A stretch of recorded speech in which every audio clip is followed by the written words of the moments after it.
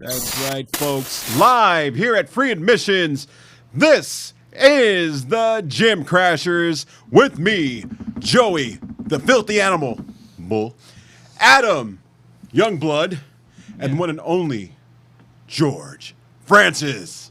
Fighters Rep in the house. Thank you for having me, guys. We're missing something, bro. We're missing. I know. Where's the fez, George? We're missing some hair and we're missing the fez. Man, so how you been?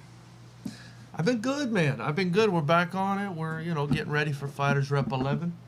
Really? And very excited about it, man. Onwards and upwards, as they say. Hey, the #1 growing kickboxing promotion in all of Southern California. I'd say. Thank you. I'm pretty much the only one, as far as I know, with a pro license. Hey, still my favorite.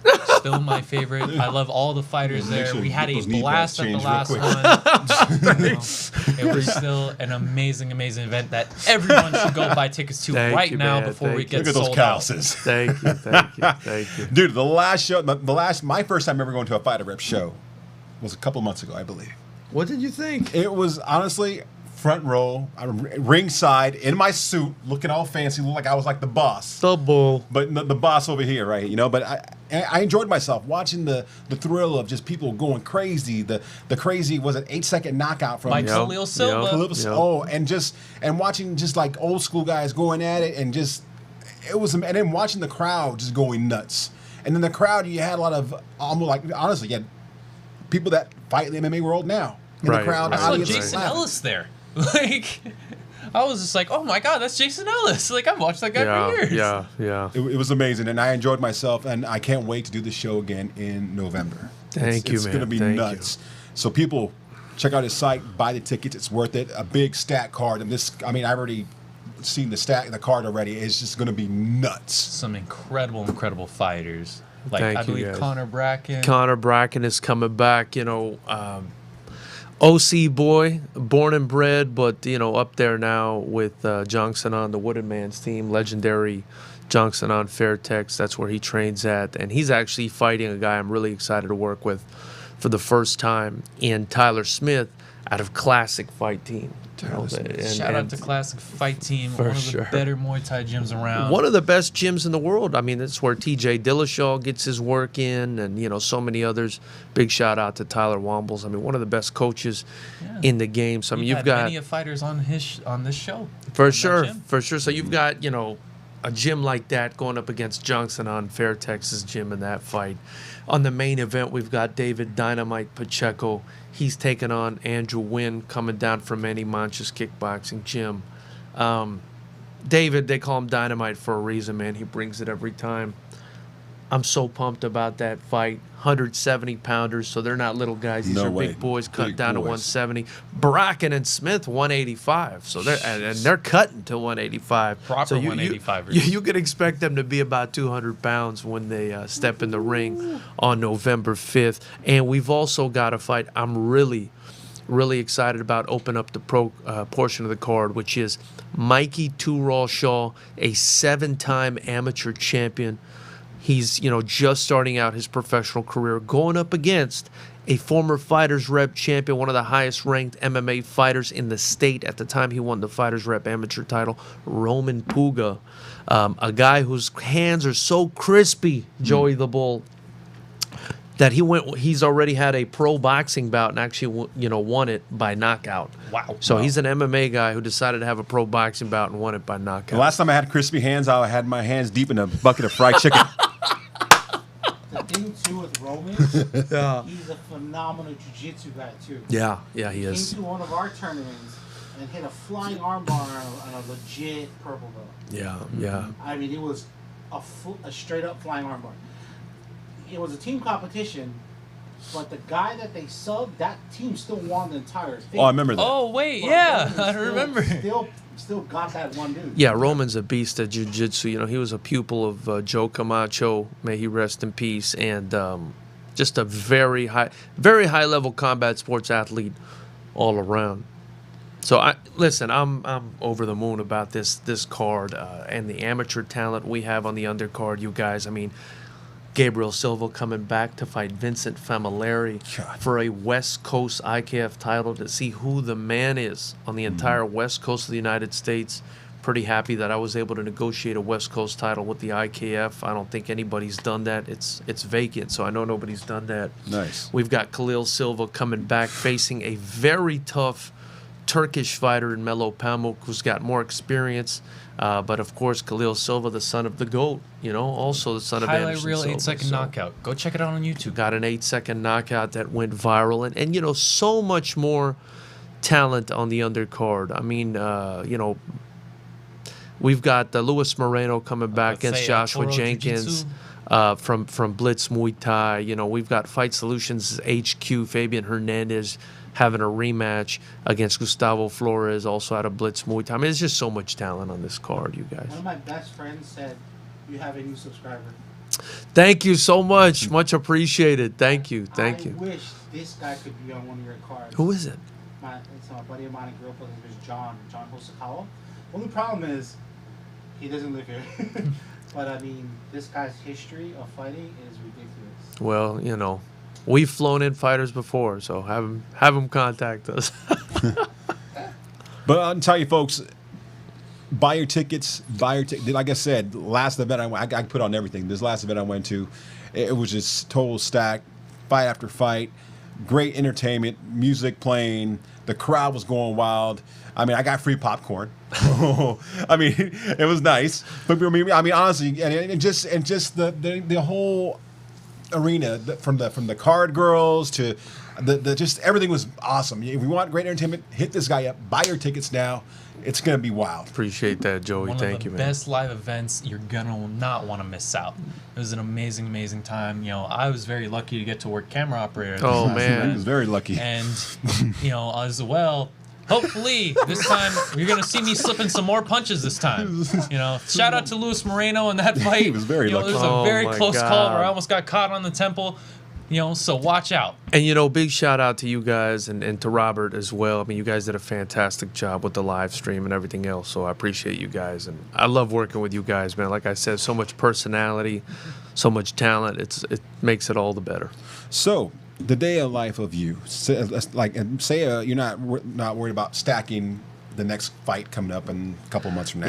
Yeah. What do you normally do? Do you lay back and just have a cigar and enjoy life, or are you out there grinding all day and making it happen? I grind all day and I make it happen. I'm a lawyer, full time.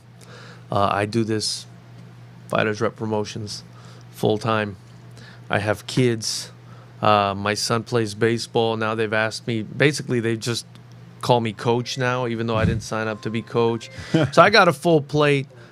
But, I really love the fight game. There's nothing like it. I think kickboxing is the most exciting sport in the world. I'm basically, I think, reviving it single-handedly right here in California. It's the most exciting rule set. There's no clinch in our rule set.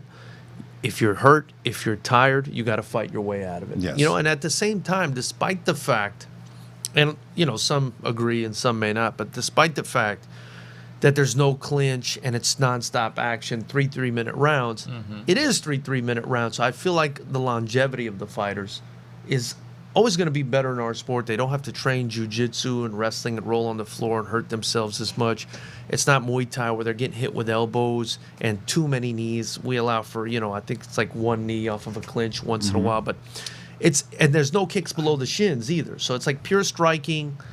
I don't think guys are taking the amount of damage they otherwise do in sports like boxing, MMA, but it's more action. If you ask me. It's a lot of action, and to the point, I know there was a little issue, like when people have to understand the rules, especially when I think you had a referee in there that really didn't, and they had to pull him out because he was getting the rules, people were getting upset. You know what I'm talking about, right? And it happened. It sucked. And then the poor guy, I felt bad for the guy because everybody's yelling at him, and he was told something else, but still. Oh, I know who you're talking about. A great show with a great fight, and Hopefully we'll have him on the show soon. Yeah. Who's that? You're going to get a referee on the show? The fighter that he's talking about during the fight. Oh, it was the okay. second fight of the card. I only remember that Dog and a Vagabond. Shout out to you. I see. And, Okay, you're talking about the Hadi Sukar fight. Okay, so what happened there was, so I believe, Matthew Cordonero He's a very Muay Thai heavy guy. Yes. You know, he trains Muay Thai. He out of a Muay Thai gym. Mission Muay Thai. Yeah, right. Shout out to Mission Muay Thai. And he was very much going for the clinch over and Yes. over again. He was kind of trying to prevent himself from doing it, but you could see it's almost like an instinct for It's him. very instinct if you're a natural striker. Right. So it kind of became the referee's job to continue to tell him, hey, you know, no clinch, no clinch, no clinch. At the same time, you know, Hattie came in, his opponent, on just a couple of days' notice. So he was absolutely exhausted, and it kind of created like a perfect storm for a really weird fight, but a fight with a lot of action. It was a lot It of was a action. fun one. I mean, Hattie I came like that out, one. dropped him. Cordonero got back up because here's the thing: he knew he was coming in late notice. That he had to blow his gas tank in the first minute. That he was his had only to. chance. Yeah. Right. So he said, "I'm gonna try to get this guy out of there." He dropped him. He thought he had him out of there, but Cordonero showed the heart and Yeah, came back and just won. strategize. And you got to do that when something comes to you the last minute. You got to blow that gas. I've been there plenty of times on back in the day when I used to date. Girl call, hey, what's up? Oh, really? You know, it happens. Right, Adam? Yeah, exactly. Right now, you get the co-sign from Adam. Right, Adam. Right, Adam. But getting back to the rule set, and like one thing that I really like about the no clinch rule set overall, it really benefits fighters to be more accurate with their strikes specifically. That was the one thing, you know, as a fight analyst myself, you know, who just, this is all I do. I film study all day. You know, I break down the fights. This is my favorite thing in the world. One thing I really like about your rule set that kind of forces fighters to do, there's no kind of like lucky shots really. You know, there's no really like, you know, obviously you can kind of fall into certain shots with the clinch and all that and kind of break off and just kind of throw like an overhand and maybe it lands, maybe it doesn't, and you'll see knockouts like that.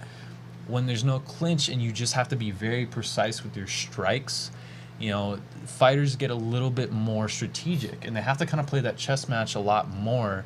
And it almost kind of benefits guys that with better eyesight within kind of that war and that storm.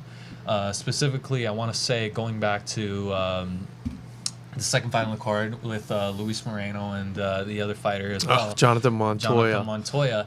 You know, Luis came out and he did well in the first few rounds. You know, he kind of went, you know, boxing heavy, but you could see with Luis where he kind of won that fight out by kind of using his accuracy and his size and his distance. Yeah, That's one thing I really kind of picked up on was a lot of fighters who had reach, they were able to kind of use and control the distance to then get the, whether it be a decision win or to potentially get the knockout. Yeah. And on top of it as well, with no clinch, it keeps a very, very high pace. Right. So there's a very big emphasis on who comes in more conditioned, not necessarily who's the power hitter, which you'll see that in, you know, certain amateur events, whether it be amateur boxing events or amateur Muay Thai, or, you know, just these kind of, you know, more kind of power set rule sets. Yeah. You know, versus yours, which is more comes down to pace and accuracy, which is something that, you know, like I said, as a fight analyst and somebody who really enjoys striking, I love to see. Yeah. I mean, the rule set definitely helps with the pace because, like I said, you can't stall. There's no sweeping. There's no kicking below the knees, so you can't, like, kick the guy's legs out. Oh, yeah. If he's, you know, overwhelming you,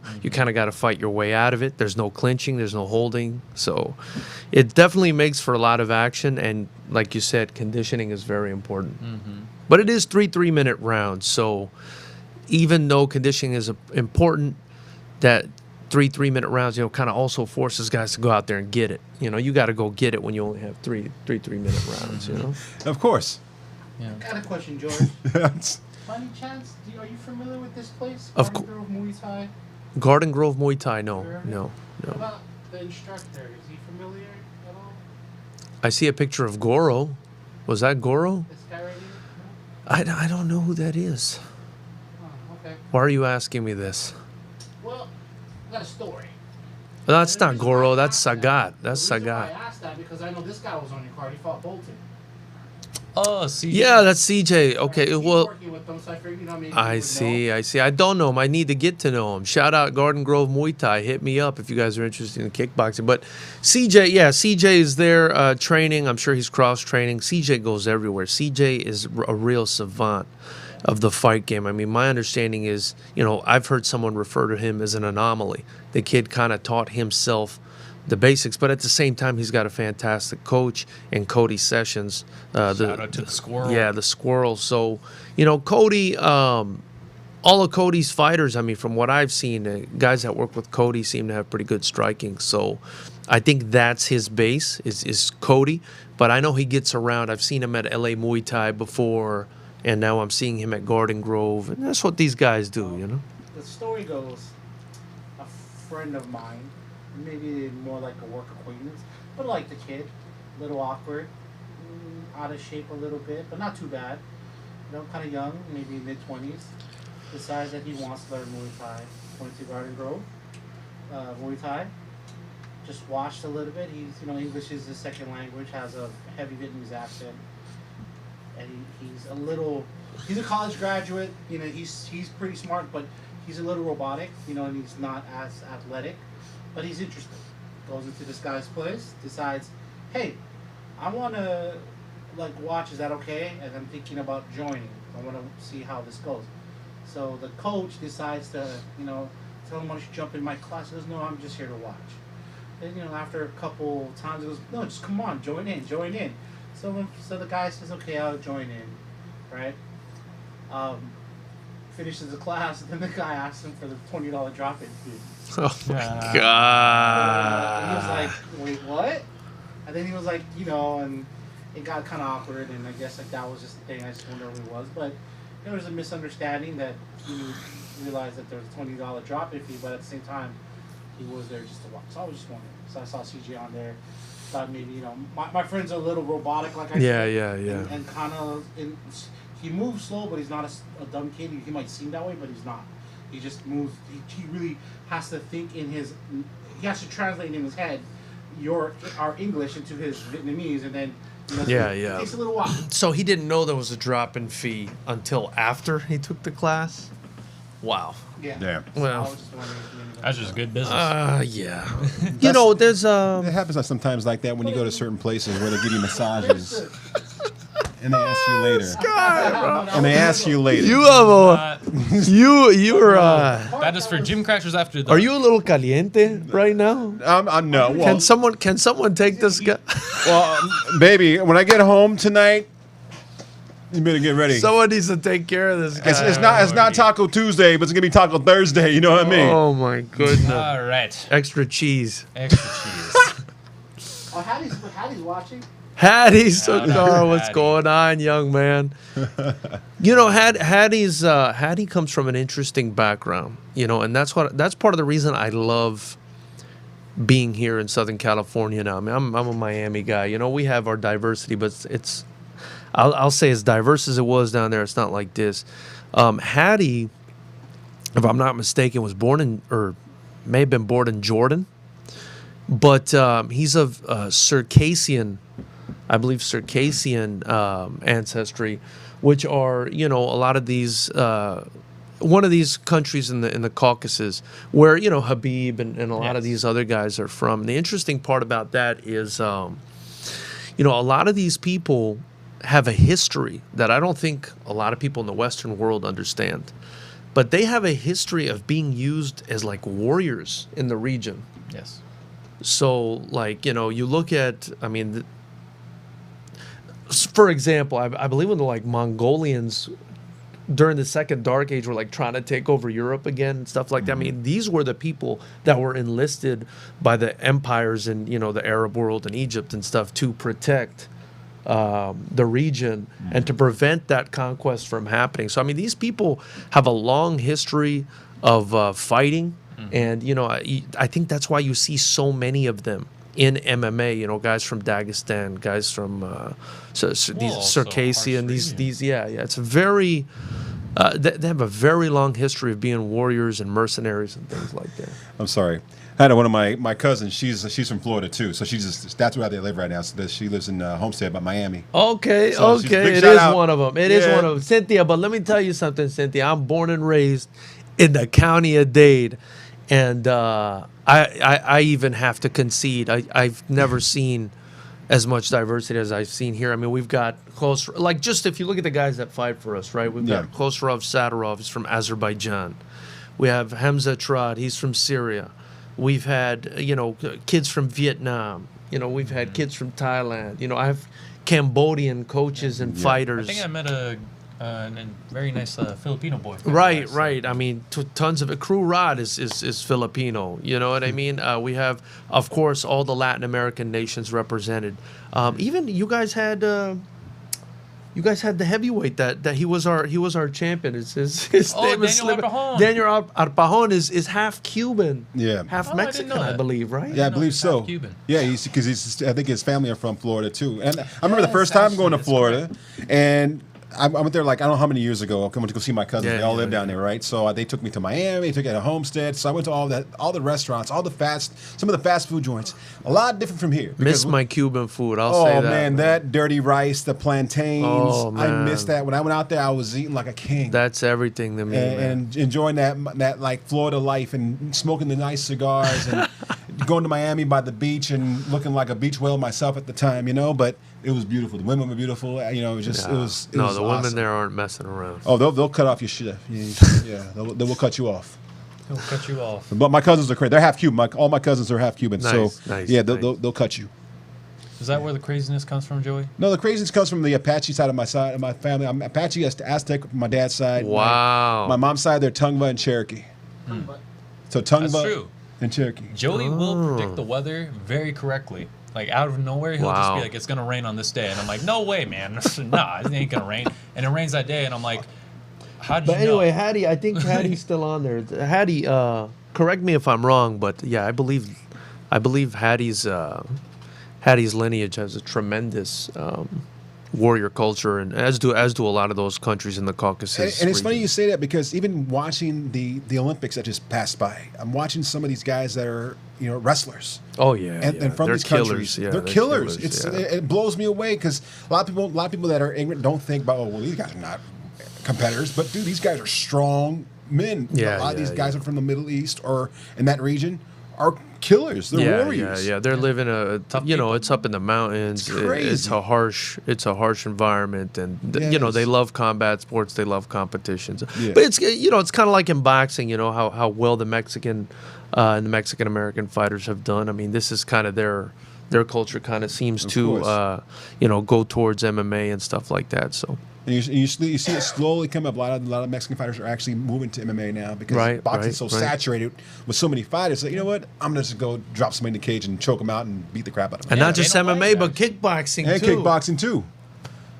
I'm just saying. But Shout I out. believe actually on Contender Series, Dana White just signed a 22-year-old, like one of the first Mexican lightweights. Dude, how about Brandon Moreno, man? Yeah, that one's a good one. I'm excited Beast, for that bro. fight. That guy's a beast. You know, that dude's great, and this couldn't be a nicer person as well.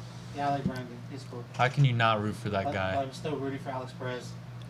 We will still Oh root for yeah, Alex Perez. No, we gotta He's- go with he's the Alex homie. We Perez. gotta rock with Alex, Alex Perez That's all the day. hometown hero. I think Alex Perez gets this win over.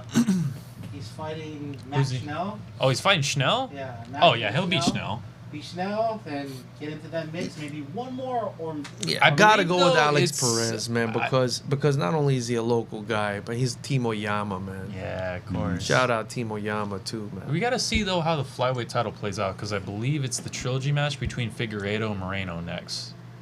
Correct? I believe so. Yeah, they're running I it believe- back. I know they're that was running in it back. talks. I don't know if it was officially signed I yet. think they're running it but back. They are looking to run it back.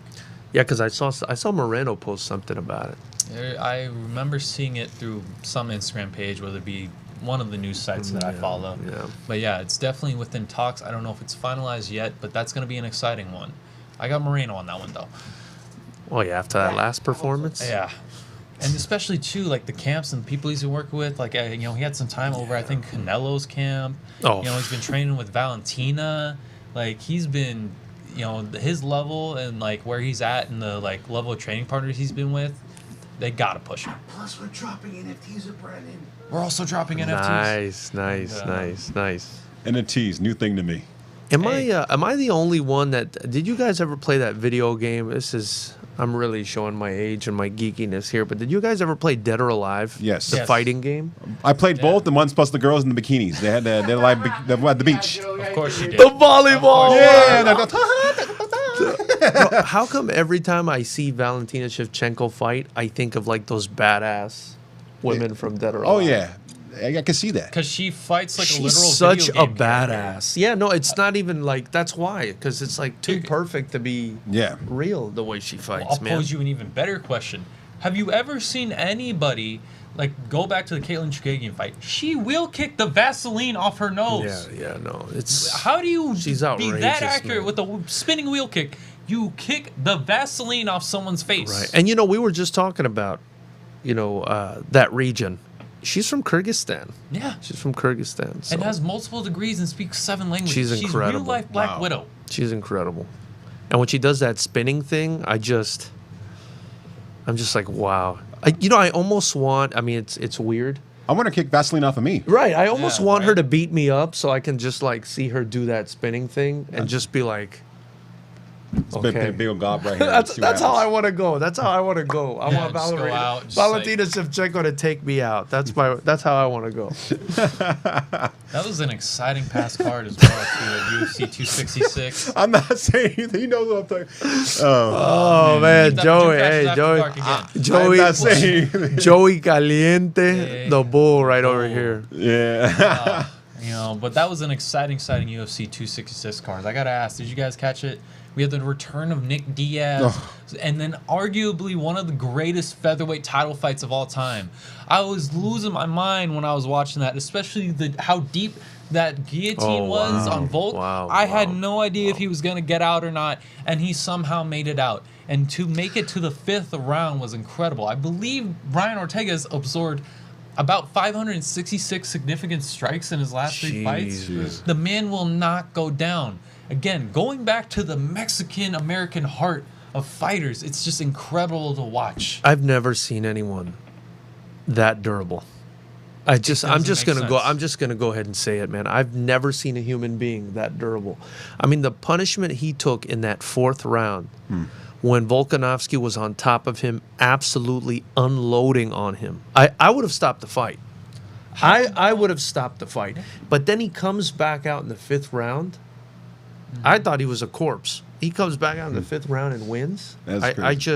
How about I've never seen anything like that. How I've he never was laying on the ground for like 15 seconds. It was incredible. It was incredible. But at the same time, Volkanovski is also. I mean, that guy's dude's Iron Man, bro. That dude's one of the most underrated champions I think of all time with how good he is. What are you doing, Joey?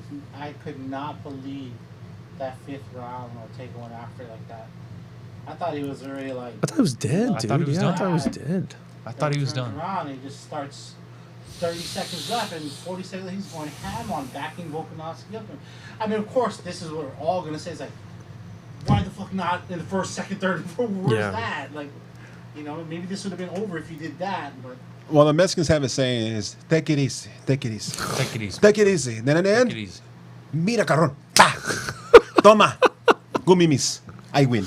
Oh But my also, goodness. how incredible is it by Alex Volkanovski's team to have such an incredible game plan against like somebody who as talented as Ortega, who's a little bit more of that kind of wild brawler style, and you just don't know what he could bring out, whether it be a spinning back elbow or a flying guillotine or who knows. Yeah. But through that crazy storm, he stays composed and is like a machine. Like it just grinds it out for amazing, amazing wins.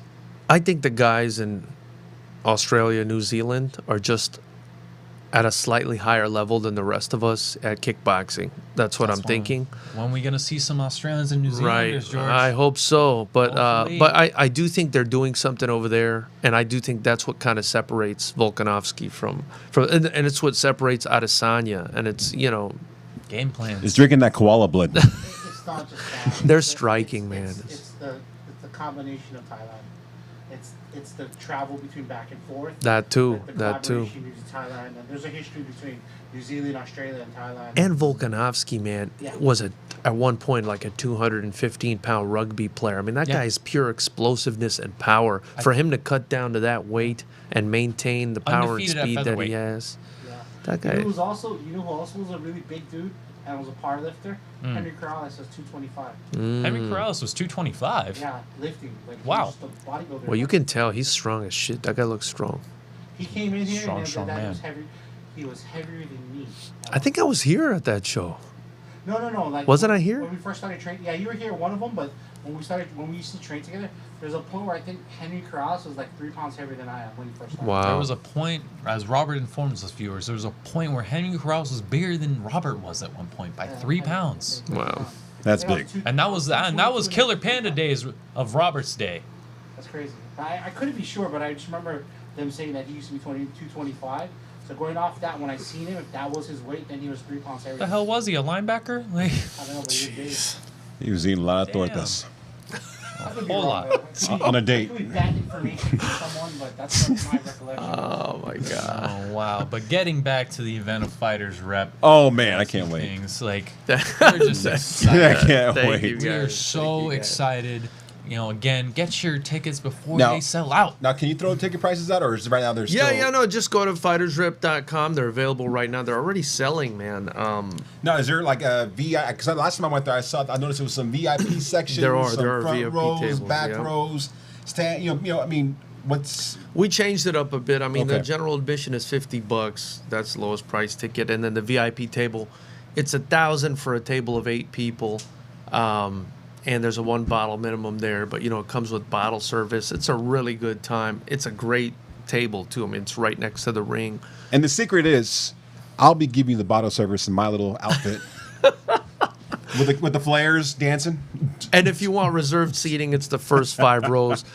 All the prices and everything's on FightersRep.com. But definitely get it, because last time, it sold out quite a bit ahead of time. And, I think people are starting to see how exciting kickboxing is and the quality of fights and fighters that we have. And, they're going to want to come out and watch. And I think this is going to sell out relatively fast. And as it well. is. I mean, if you're a fan of like me growing up watching Bloodsport and watching Jean-Claude Van Damme and that type of fight in the Kumite, it's the same exact damn thing. You're gonna have big guys fighting each other against small guys fighting, not each other, but I'm saying it's nuts, and people go wild nuts. It's to me right in the front, getting blood spitted on me, sweat. I felt like I was at a local An R. Kelly concert? R. Kelly concert. My mind's telling me no.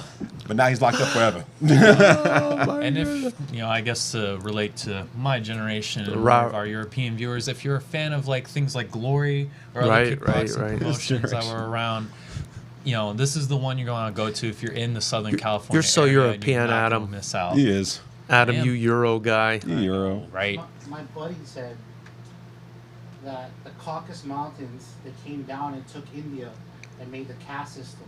They were called Hyksos. So they came and took Egypt. That's why a lot of pharaohs are white. Said ruling people in India was kind of a white thing, but he said Buddha was white and his ancestry came from the Caucasus Mountains. Yoga means great effort. Kung Fu also means great effort. It's the same meaning got taken to China from India. At the time, the Caucasus people had chariots and they would mow people down, known for their tall height and savagery. Wow. The same guy I told you I wish he was on one of your cards. Yeah. No, they're I say the same thing about my Theo. His name is Chewie. From Star Wars. Jesus. Yeah. So big and hairy.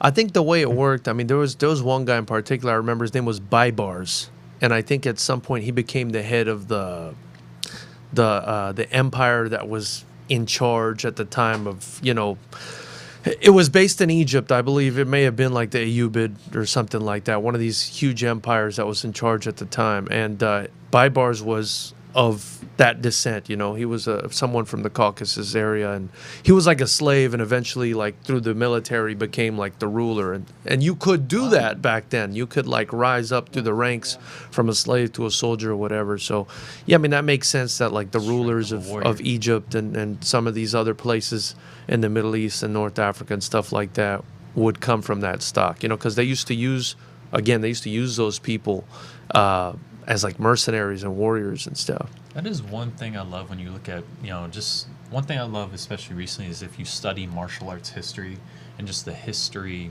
in general, is that I think that's one mentality that's kind of lost, especially within the modern world today, especially amongst young men, is the fact that there was this warrior mentality, but you had to have, like, through that warrior mentality, this motivation to accomplish great things, where a human being could be a literal slave. Somebody could own them and push them around and all that, and through their courage and their might and through just their pure iron will rise up to be a king, and that's something that I feel like is not appreciated enough today. You know, a lot of people, they're stuck in their ways of life, whether it be slaves to their jobs or slaves to their lifestyles or slaves to whatever bad habits. But if they could have that warrior energy and that iron will rise up to new heights. Well, I think something amazing, through martial arts that we see a lot of people do. I know myself, before I got into martial arts and training, I wasn't the most confident guy, young, goofy, skinny kid that walks in the room trying to make everyone laugh. And now, through just kind of like embracing that mentality and that history and even my own lineage and all that, it brings this new confidence that you can accomplish great things. And now we gotta, keep you away from the ladies, man. That's very true. Yeah. This guy over here, let me tell you something. Hey. You're lucky I signed a contract. I'm A non-disclosure. Non-disclosure. Yes. I'm just saying, no redheads, no tortas. Oh, wow. Oh, you gonna Oh, my God. That's all I can say. Oof. Oh, my God. Well, That's all I can say. When you got a young man smiling this great smile like this, it And you have helps lot. a legend, Mr. De La O, entering the studio. We also have a legend of Mr. De La O entering the Santa Claus studio. is a legend. Mr. King of the Cage himself. I'm just getting by. The OG ball buster himself, John De La O. Okay, that's fair. That's fair. He's tough, strong man. I saw him walking down earlier with a cane down there, but John will still get in there and mix it up with you. So, on your card, do you? I noticed you have two big, huge heavyweights. Oh, we've got a few heavyweights. Now, yeah. Let us know about who these heavyweights are. Sure. So people love heavyweights. Oh, yeah. And that's why you're bringing it up. Everybody loves heavyweights. And Just love hard hitters. right. Mm-hmm. And unfortunately, there's a shortage of heavyweights. I mean, even the UFC, I think, relatively speaking, there's a shortage of heavyweights. And so when I see heavyweights, I get excited. And there's one heavyweight in particular named Kevin Ross. And, he's very excited about competing. He's on the FightersRep card. Was he on the last one? He was on the last one. He was on the last one. Very exciting fight. Right, in the post limbs, he got the win there, and I'm excited. I'm excited about him, and I'm excited about his opponent. I mean, his opponent is experienced as well, 4-1. Kevin is, he's 1-0 with us, but he's got some other experience as well. I think he won an MMA fight in the past as well.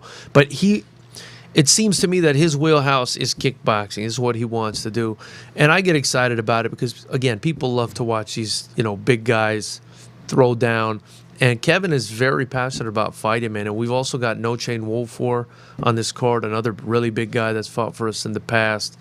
And, a few others. Even Bracken, like I said, even Bracken and Smith, they're cutting down to 185. So, they'll be close to heavyweight by the time of the fight night, And tell our viewers again, when's that fight again? The date?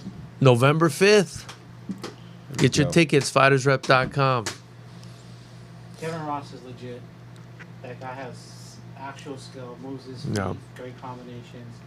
His timing is good and his spacing is good. I mean, for a heavyweight to move like the way he moves, That was his great. combos, he's pretty impressive. Like I made it a point to tell him, most people Yeah. are trying to work. Yeah. But I told him after the fight, April, I like watching you fight. You did a great job tonight. He was good. He was very, very good Very against a good, very hungry young man. Yeah, no, he was great to watch, and his opponent, Guillermo de los Santos is his name, and another big kid. He's 4-1 out of Cody Sessions' gym, and I think they're gonna go at it, man. That's gonna be a good How one. old is that guy? He looked really young. De los Santos? Yeah. I don't know. I know he's young. Just a baby face. I don't know. Well, these are amateurs, so the majority of them are pretty young. Ross is not that young. Yeah, I think Ross he's in is his early 30s. Yeah. But early 30s is still, especially for heavyweight, man. They really only hit their prime past Right. 35. look at the Klitschko's. they were fighting into their 40s. you know? Like 35, yeah. 35? Kickboxing, what do you think? 35? Yeah, John De La? kickboxing. John De La? Who? For In heavyweights. general, for heavyweights. Sorry. 40s when they hit their prime? 40? Oh, in your prime? Yeah. There he goes. Hold on. A good spin Oh, that's a from good his one. dip. Yeah, there you go. Oh, yeah. Oh, let me get you One more time. Oh, Yeah, one I more. Oh, yeah. Oh, talking about kickboxers or Muay Thai fighters? Kickboxers. No, we're gonna get one more Viewers, spit we take. don't know what we're seeing right No, now. the reason why I ask is because Muay Thai guys, they peak in their early to mid 20s. The guys out of Thailand, right? Because they have so many fights by the time they're 16. Right. That's true. But now the kickboxers, like the ones from Holland and all that, Netherlands. that's Holland. I thought you were a Euro guy. Come on. I'm messing with you. Just like as with my Latino heritage, I'm Middle Eastern Spanish. There you go. I think kickboxers probably have the longest time or career span. That's what I said. That's what I said. Because as much damage as they do take, oddly enough, it's evenly distributed throughout Right, the body as right. opposed to isolated, say, on the head, right? That type of thing on the joints, right? So, Yeah, these don't fight as skinny many guys, rounds, we struggle. right? Yeah. I'd say they have the good kickboxers have an 8 to 10 year, I'd say, prime, whereas most combat fighters, 4. Yeah. So your question wasn't that though. Your question was, when do they reach their prime? I'd say in their late 20s. Their late 20s, according to John De La But it'll for last kickboxers, longer, I think. specifically. Yeah. That's why you do kickboxing. I would. You get your stars just kill for 12 years. So John's saying they'll reach their prime in their late 20s, and if the prime lasts 8 to 10 years, I mean, you're talking about a guy damn near 40. He's still fighting in his prime, and that makes sense because if you look at the Klitschko's and these guys, I mean, they were kickboxers before they were boxers. Yeah, Oh, I know that. Wow. If you look at what was his name? Johnny Serio, guys like that. You remember? Yeah, that? yeah. Johnny Serio, the late 80s, early 90s guys, they fought into their 40s. Yeah. And they were still holding titles. Now, I think Tyrone Spalling's still even fighting. I saw him fight MMA not too long ago. I don't believe so, because he's had a few knee injuries. So now he's been at, He fought having in a the World professional Series of boxing. Fighting, the World Series of Fighting down in Oh, Corona at the. It's called Citizens Bank Arena at the time. But that tells you something too, right? Like even Overeem, he's ending his Overeem, career yeah. as a kickboxer as well. returning to fight Rico Verhoeven. I'm so excited. I'm not. He's gonna get annihilated. He's gonna get destroyed. He's gonna get destroyed by Rico Verhoeven So because you excited. can't beat that style. How old and is over Verhoeven? volume. How old is Verhoeven? In his 30s, I believe. Yeah, I'll say mid 30s. In the midst of his prime. In the midst of his prime. Right.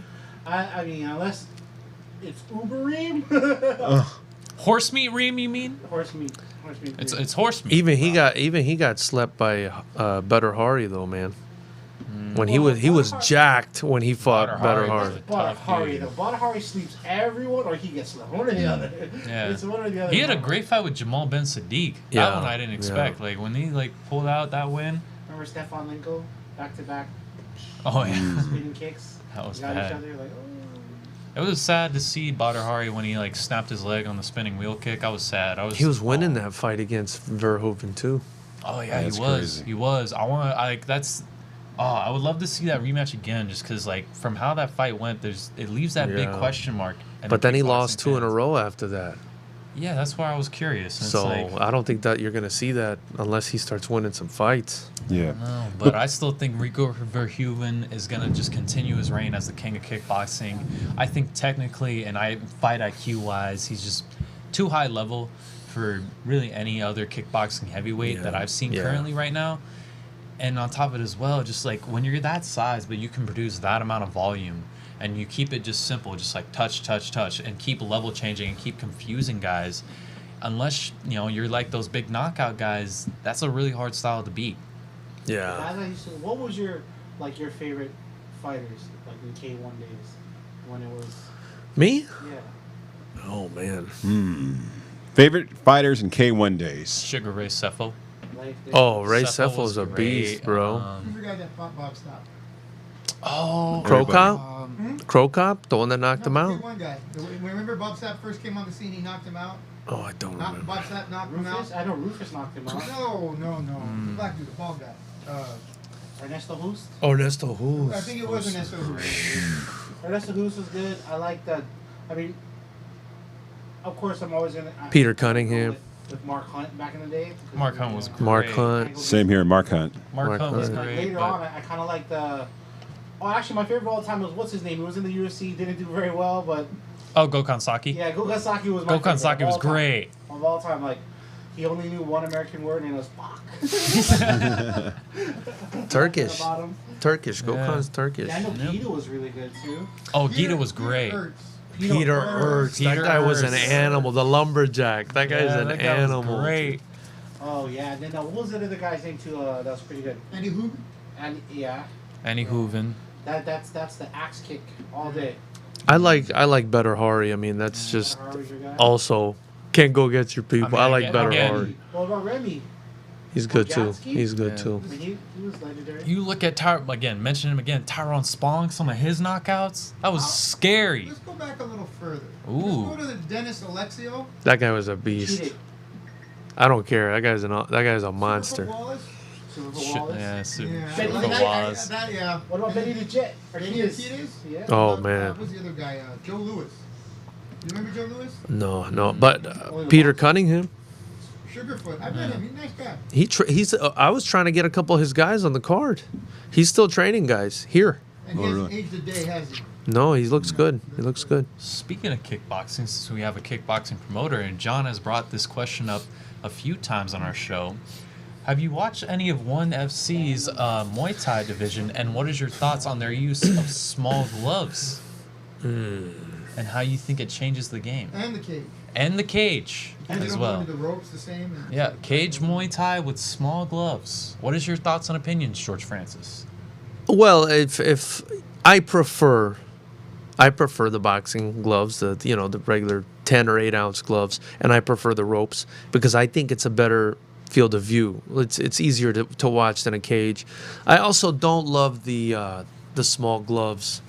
I like the bigger gloves, but it's a matter of taste. I mean, I'm just happy they're doing it. I think it's really good for the sport. But for me, and this is the way I feel, I mean, I'm sure a million people will disagree with me. For me, if you're going to be a promotion, I think you should specialize. And when I see like promotions doing like hybrid shows, I feel, I get that jack of all trades, kind of master of none vibe. So for me, I prefer like you have to have an identity, But I'm happy they're doing it because they're keeping the sport alive. I mean, nobody else is really caring enough Also, to do some anything. Of their So matchups are just amazing. yeah, Like that too. where else are you gonna see like, Rod Tang go up against like Jonathan Haggerty, or you get to see like John They got Wayne Parr's people, Rocky Ogden. Petrosian fighting out there as well, right? Yep, Petrosian, Marat Gregorian. Gregorian. Um, I have a question. John, what is your question? My question, I don't know if they can hear me, but do you remember when Stan Longinidis fought Dennis Alexio? I don't. Never mind. Question is moot. The question was going to be, Stan kicked Dennis Alexio in the leg, or kicked at him. I don't know if he landed, and Dennis Alexio went down with a broken leg. I guess that was his only loss. Yeah. And I've watched the tapes and all this, and my opinion was that Alexio's leg was broken before, but that was the biggest payday he'd ever had. It was like $85,000 at the time. I see. And I think they went on with the fight anyway. And I was wondering if you had an opinion, but Oh, I'm not that much of a. I mean, I've watched some of these fights, but I'm not like. I guess I look older than I actually am. But I haven't. I'm not like a hardcore fan of the old school kickboxing. I just love kickboxing. I probably like Glory more than anything. But now they've kind of retracted. They're not even doing shows in the U.S. and stuff like that. So do you remember the kickboxing shows they had? I think it was in Burbank. Blinky Rodriguez used to be the host of the TV. They had him on TV. no, I don't think so. Someone that Judge. When was this? When was Monty this? in. WCK. That's a Muay Thai. They're a Muay Thai promotion still. Yeah. Well, they did kickboxing. Oh, okay. But yeah, they disappeared. And I Yeah. don't know whatever became of that. What do you guys think? So, on the Alexio conversation, what do you think about the grass skirt cheating? They were right to make him take it off when he fought Dickie Kimber, right? He wore it to the ring, and they made him take it off. You can't see. What the is kicks, the? so you can't- What do you can't mean see by the- grass skirt? It was covering cheating? his kicks, like. Yeah. Oh, so like he basically had a skirt that Yeah. covered him down to like kind of the knees and everything. So like, by the time it was here, you notice it was coming. And then again, when he moves, it shook. So you're just like, Yeah. Oh, so it was like a didn't visual know. distraction. It was it was. Yeah. And they couldn't get him to lose it until the leaves started falling off, right? And then I remember this. The referee said, if he wears that skirt into the second round, I'm going to deduct a point for every minute or something like that. So they made him take it off. Wow. He wound up knocking the guy out anyway, but I remember that. I mean, Wow. He was a beast, man. But I want to give a big shout out real quick to all big sponsors. We got, I believe, Fox Fuel, Our Life CBD, and Obicano in the house. Look at that Oh, shirt. Foxhound is sponsored you guys? yes. Congrats. Shout out to George at Foxhound. They sponsored us before in the past. Peloton fuels. They're the best, man. That got me through my first 2 weeks Obicano. working manual Nice, labor. nice. Obicano, And, too? and then Okay. one big shout out, congratulations to Ronda Rousey. She just had her baby this week. And another big news in the fighting world. Manny Pacquiao decided to Oh, retire man. from boxing, From boxing. and now he's running to be a president. The legend. The legend. Now he's president of the Philippines. I mean, that's going to be amazing. I know Wow, he was in man. the political thing, and now he's like, you know what? I'm tired of boxing. Now I'm going to retire. I'm going to become a president. He's going to go down as one of the most accomplished human beings to ever live, that guy. Yeah. Yeah. To be a world champion and then to be a president. Like, how do you beat that? And not just a world champion, an 8-division world champion who won a title like well into his 40s and beat a younger guy to do it in Keith Thurman, and now is already a senator, now running to be president. But here's the thing, for Knockout me, artist. Manny Pacquiao, you can make the argument, right? And this is very arguable. I think you can make the argument that Manny Pacquiao is one of the best, if not the best boxer to ever live, because we're talking about a guy that came up from, I believe, 108 pounds. So people will say, okay, he lost to Floyd Mayweather. Well, yeah, he lost to Floyd Mayweather at 147 pounds. This is a guy that moved up 8 divisions to fight Floyd Mayweather, and was definitely at a Yeah. size disadvantage there. So, Also, 2 out of his prime. well, they both were, but I think Mayweather aged Still- better because of his style. But I He still ran around think the he ring a owned lot. Some Mayweather negotiation magic. But to my help him. point is 8 divisions, multiple titles in 8 different divisions. I mean, who's done that? Nobody's done that. Nobody's done that. So the argument can be made. I'm not saying he's the best tough ever, argument. but I'm saying it can be made. If somebody made that argument, I wouldn't say you're crazy. It's a tough one. It's a tough It is one. tough, but you can make it. The best really was. Who's Maybe the best fighter, period. Ali? Ali. That's true. Hey, man, there's nobody that ever went in there and took a beating for his cause like anybody else. And Mike Tyson even admitted it. And he talked about, like, the thing where he's just like, I never understood this man because he went in there and he fought for something other than himself.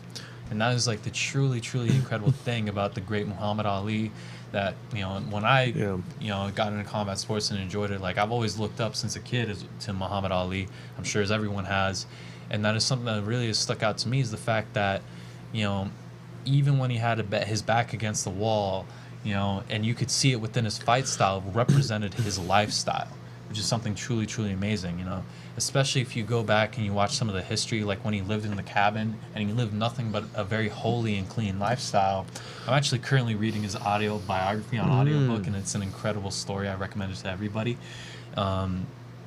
You could really see, not only was he about it in the ring, he was about it out of the ring. And one thing you could really, really see how important that is if you go watch the Showtime documentary, The Kings, that I just watched. It's currently on Prime Video. An amazing documentary. Honestly, in my opinion, one of the best combat sports documentary of all time. If you're a fan of any combat sports media, you need to check that documentary out. To clarify, that's the one about Ray Leonard. That was about Sugar Ray Leonard, Tommy the Hitman Hearns, Marvin Hagler, and Roberto Hands of Stone Duran. Man. It was just an incredible, incredible documentary. But very fascinating, you could see, although Sugar Ray Leonard was kind of the pretty boy of that era and kind of like the gold standard and just the kind of company production man, and had that great smile, you know, like was on commercial, seemed like a friendly guy. You could see outside of the ring when he wasn't in there, he had his demons, he had his battles. Oh, yeah. His own wife ran away from him. When he said, I was sitting watching the TV and some commercial came on, he got so pissed off he shot the TV. You know, the man wasn't in the right state. Yeah, he admitted to having like drug issues. He had a lot of and drug all issues. kinds of stuff going on. So. He almost lost his entire family. You know, especially when he got injured for the eye injury. You know, that's really kind of when he kind of fell in, I'd say, the devils of fame, as I say, especially, you know, for the city and the area they live in. I believe it was like L.A., Hollywood. He would go out to clubs, hanging with girls, getting into drugs. You know, and to anybody who's, you know, really just going through battles like that and battling those demons, you know, it can really destroy your life, not just, you know, those personal relationships, but internally, you know. So that's a very tough thing, but it was an incredible documentary to watch and something fascinating, especially, too, if you look at Roberto Duran, who was just a monster in the ring and just a tough street kid. You know, when he did, you know, reach those famous success, same thing. You know, he said it himself. You know, I'm a Latino. This is what we do after we fight. We go, we mess around, and we drink and party. You know? Yeah. But he didn't necessarily live that true. lifestyle. But my favorite thing about that documentary, you know, where you could see that argument amongst the three, was like, if you look at Tommy and Marvin Hagler's story, Marvin never fell out of the lifestyle. He was a tough, hard-working, blue-collar type of dude. I still am searching for it. If anybody out there watching or anybody in the combat sports community can find it, Joe Rogan has talked about this clip famously where he's running through the snow and you just see him like blazed over, you know, with frostbites on his balaclava and everything. He's just running through the snow, just yelling, "Whoa!" "Whoa!" and like hyping himself up. Just to be that intense, never take it out. But also the fascinating thing amongst all four was the styles.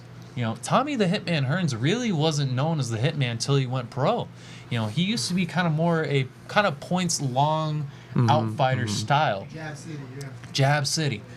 When he really got, I believe, with Kronk Gym and really went pro, he really kind of bumped up that highlight reel, but really kind of grew into his frame and body style.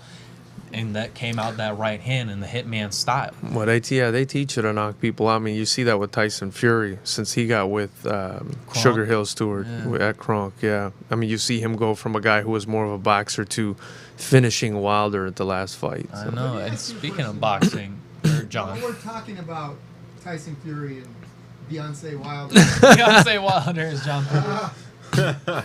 Why a third fight? Let's be honest with you. Let's be honest with everybody. Yeah. Of those two fights, Wilder only won one round, right? He was dominated. Maybe two. No, Maybe. he won 2 rounds of the first one because he knocked him down twice. That's one round. Fair. He won that round, right? He got, you know, It was 2 like different 10-second rounds, round or but something yeah. like that. But the reality is, he didn't win either of those fights. No, yeah. Frankly, didn't. Why would Tyson, aside from the money issue, why would Tyson Fury? Because an arbitrator ruled that they have to fight. It was the rematch clause, John. Okay, but that was the third. That's a third rematch. Yeah. Or a second rematch. Why is there? How many rematches should there be? Right, it's After that's this on one, the not anymore. that's on the promoters, John. They keep putting these goofy rematch clauses in these fights. You know, it's a money thing. yeah, boxing is stupid, and that's why boxing is losing so much steam, and MMA is picking up so much steam and Hey, it's embarrassing being saved it. by the Paul brothers. You know, Yeah. that was going to be my next question. No, jeez. Saved? Thank you. Saved. Is it being saved? No, It's a circus. It's a circus right now. I think it's if you could take a bastard, and bastardize it some more. I mean, You can't keep chipping away. And I don't know, for whatever reason, like, people don't seem to understand this. Maybe it's like a cultural thing for me. I don't know. You can't keep chipping away at the integrity of something and expect it to be fine. It's not going to be fine. You're going to keep chipping away at it. Everybody's seeing it. right? You know, because there's a lot of hardcore fans like me and you. I mean, you sound like a hardcore fan, John. That are like, you're looking at the Wilder situation and saying this smells like shit. So what are guys like you and me thinking at Jake Paul fighting Tyron Woodley? I mean, you know, again, more power to these guys for making themselves some money. We're not hating on the money. We're hating on the fact that this is a sport, and the best should be fighting the best. That's what people want to see. They want to see the best fight the best, or a good fight at least. But you know, this takes us back to the Kings. right? I think that may have been the last era. Yep. Maybe Evander Holyfield's run as champion too. That may be the last time we saw the best fighting the best right away, right? Yeah. And rematching. It's the tough part, you know. But you almost can kind of see now within boxing a little bit of return for those lighter weight classes amongst like Gervonta Davis, Ryan Garcia, Devin Haney. They're not fighting each other though. But they're not fighting. They're not fighting each other. They're all being sheltered and shielded from each other. You know, and I it's. don't know why. I don't know why. Well, like, how much are you going to build money. these guys up? It's for money. That's why it's for money. You know, they think at some point somebody had an undefeated fighter and made a ton of money with him. You know, and they said this is the formula. We have to go and manufacture this undefeated record for this guy so people think he's invincible and they'll follow him. And that's the recipe that boxing has been following. In fact, if you follow boxing, especially at the lower levels, they take these guys to other countries. They get them fights with a bunch of kids that have a dream but no chance. They build them up to about 10-0, 15-0, and then they sell them to an American promoter. That's what they do. That's Nico Ali Walsh's it's like matchup. it's like a bullshit factory. You know, eventually people, you know, they don't fall for it anymore. You know, people are seeing right through it. Right, and you know, we talked about how MMA, for instance, we'll use the UFC as the best example. You have very few undefeated guys at the top. Right. I don't know. I can't think of anyone with an O in their record. Right. They Sean don't Brady. lose money by making the best fight each other, right? Whereas in boxing, because there's no one umbrella for them to all be under, you have someone going, was it 50-0, fighting Right. once or twice, once every 2 years or something like that, and that's really the marketing mentality of boxing. Yeah. That zero in their record, right? It's everything. It's everything. I guess to be as devil's advocate or a counterpoint, not that I support the way boxing matchups that work. I think it's so stupid. Make Devin Haney and Ryan Garcia finally fight. Make Gervonta Davis and Devin Haney finally fight. Some of these guys should just finally fight already. What the difference I think between boxing and the UFC, with the UFC and the ranking systems is a lot different. You know, it's in-house. Like, those guys can't go to other promotions, and there's not all these weird belts like the WBA, ABA, blah, blah, blah, blah, Ring Magazine, this belt, that belt, all these different belts. Those guys are fighting for one belt of one division, and so they have to kind of climb these ranks, but also accept, like, certain fights. Take, for example, right now, you know, as we kind of get, and we'll break into the card list, Kevin Holland. He's a ranked fighter. He's fighting an unranked guy right now. Because he's taken a few matchups and taken a few losses and L's, he has to then, you know, fight a lower ranked guy to move and kind of gain that criteria of why he's in that rankings. Versus boxing, where it's these weird kind of like fame matchups, basically. It's just a cultural thing, though. Like, you know, guys like Floyd Mayweather made it popular to be undefeated, and now everybody wants to be undefeated in boxing. In the UFC, I mean, Dana White could do the same thing. He could have fed Conor McGregor a bunch of tomato cans, but he keeps putting him in there with guys that can beat him, and that's why the UFC is, I think, more successful than boxing now. It's surpassed it because the best are fighting the best. And we had this argument the other day, you know, who the best boxer of all time was, which is a fruitless argument. Very. Best. My sticking point, you know, because you had people say Mayweather, he's, you know, was 50-0 or something like that. I said, okay, let's say he had lost one match, like everyone else that I am arguing for, be it Muhammad Ali, Ray Leonard, Ray Robinson. If he had one loss, just one, would we still be having this argument? You still can, because due to that, you know, although his run, Right. he fought 18 world champions within, like, you know, within getting to that 50-0. World champion, world champion, world champion, world champion, world champion. Well, he's 50-0. He's 50-0, and you still don't think he's the best. So it Now, doesn't. If You're you right. found a Marvin Hagler, a Roberto Duran, a Tommy Hearns, like Ray Leonard did, and beaten them all, Right. then that argument would have some merit, right? Because let's face it, I mean, Ray Leonard, when you talk about the Kings, Ray Leonard was the king of kings because he beat them all. Right. He beat some of them more than once, you know, and so. Roberto quit. Yeah. No mas. But he beat him the first time. Yeah, But he beat him the first time. Yeah, he beat him, and he fought. And and then it takes you to Muhammad Ali, who fought guys. Okay, he fought guys that beat him, right? He fought Frazier 3 times. twice. Yeah. Almost died in the ring. A lot of people thought he was going to die in the ring. Foreman. That's Foreman. There's an interesting point, because you talk to anybody who was in the game at the time, everyone will tell you that Mike Tyson would not fight George Foreman, whether it was his decision, Don King's decision, whomever's decision. They were not going to put him in the ring with George Foreman because Mike Tyson was afraid of him. He couldn't bully him. He wasn't going to be able to knock him out, and everyone knows how hard George Foreman hit. Muhammad Ali, who everyone believed was past his prime, insisted on fighting George Foreman and knocked him out. Right. And so was Muhammad Ali undefeated? No. No, because he fought everyone. Right. Some of them twice. And that's the thing. That's what hurts the legacy. Because Mayweather, and I think Mayweather is one of the best I've ever seen. I always tell people he's the best technical fighter I've ever seen. Right. For me, he's the best. But it was strategic who he fought. It was strategic. I can't say that Mayweather ever fought somebody that was in their prime that I thought was a real threat to him. I can't think of a single guy. No. Cotto was already old and had gotten the hell beat out of him by plaster with Antonio Margarito. Shane Mosley was old. De La Hoya was old and over the hill. Canelo was still a baby, like 23 years old. And also trained.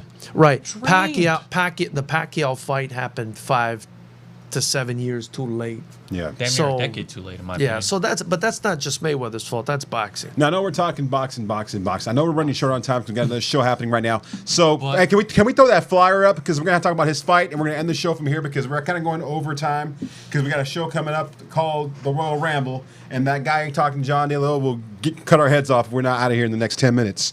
So here we go. Fighters Rep, number 11, November. This is it. Sell your show, brother. Tell the audience what they're going to get looking into. Man, November 5th, Friday, live in Seal Beach. It's Fighters Rep 11. We're back. The most pure form of striking on the planet. The best young strikers in the world, man. That's what we're producing here in California. We've got the best fighters in the world. We've got the best fight camps in the world, sending their best to come compete and determine who the man is in the stand-up game. And that's where you're going to see professional, crisp, hardcore kickboxing. We got David Pacheco and Andrew Wynn as the main event. Connor Bracken and Tyler Smith in the co-main event. Crazy. Roman Puga, Mikey Shaw opening up the pro card. And then you've got, Khalil Silva, Gabe Silva, and their opponents. Vince Famolari is going to be fighting Gabe Silva for the IKF West Coast title to see who the man is. And Khalil Silva is going to be fighting Melo Pamuk. And so much more. So much more. You guys are going to have an entire night. We've got right now, of course, the card is subject to change, but right now we're at about 15 fights. You're going to get your money's worth. You're going to see nonstop action. You're going to see best strikers on the planet throw down. I look forward to seeing you guys there. And once again, George Francis, thank you for coming on our show. We're looking forward to November. It's going to be crazy. Now, where can they find you on social media? Love this show. Thank you for having me. You could find us at Fighters Rep on Instagram, Facebook, YouTube, Twitter. Everything is just Fighters Rep. And, we hope you guys follow and join, subscribe to our YouTube channel. And you can watch the live stream by joining the YouTube channel. It's just $9.99 a month. You can cancel anytime. But if you join, not only do you get to watch the whole live stream, you're also supporting me in building the channel. Obviously, we use that revenue to continue to build the channel and the promotions. And, Adam, where can they find you on your social media? Adam.Araby, as always, and shout out to the Fez. And that's right. And you can find me, Joy the Bull, anywhere, TikTok, Instagram, Facebook. I'm all over the place. Once again, this has been another great show with the Gym Crashers in the house. Once again, we'll see you next week. Tacos tortas.